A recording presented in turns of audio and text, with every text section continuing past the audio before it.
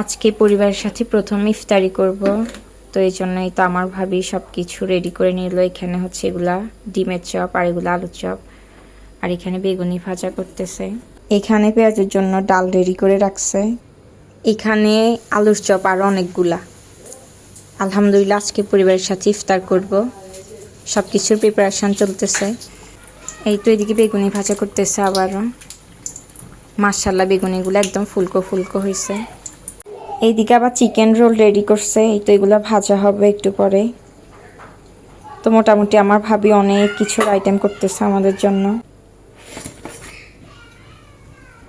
বেগুনিগুলো একদম ফুলকো ফুলকো। এই তো আমার ভাবি এখন ডিমের চপ ভাজতেছে। ডিমের চপ কিন্তু আমার অনেক ভালো লাগে, আলুর চপ আমার অনেক ভালো লাগে। আমার ভাবি এদিকে বলতেছে যে আবার শাকের পাকোড়া বানাবে।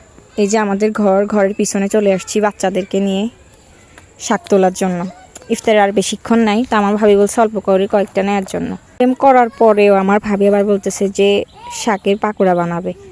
তো এই যে আমাদের ঘরের পিছনে আমাদের যে জায়গাটা আছে, এটাতে অনেকগুলো শাক হয়েছে। আমরা এগুলাকে নোয়াখালীর ভাষায় মলিচা শাক বলি। তো কয়েকটা উঠে নিতেছি আমি, এই যে কয়েকটা নিলাম। নিচে শাক কয়েকটা নেওয়ার পরে এরপরে ছাদে আসছি। মাশাআল্লাহ ছাদেও এই শাকগুলা হয়েছে। এই পাকোড়ার জন্য এই শাকগুলা তুলছি, মলিচের শাক।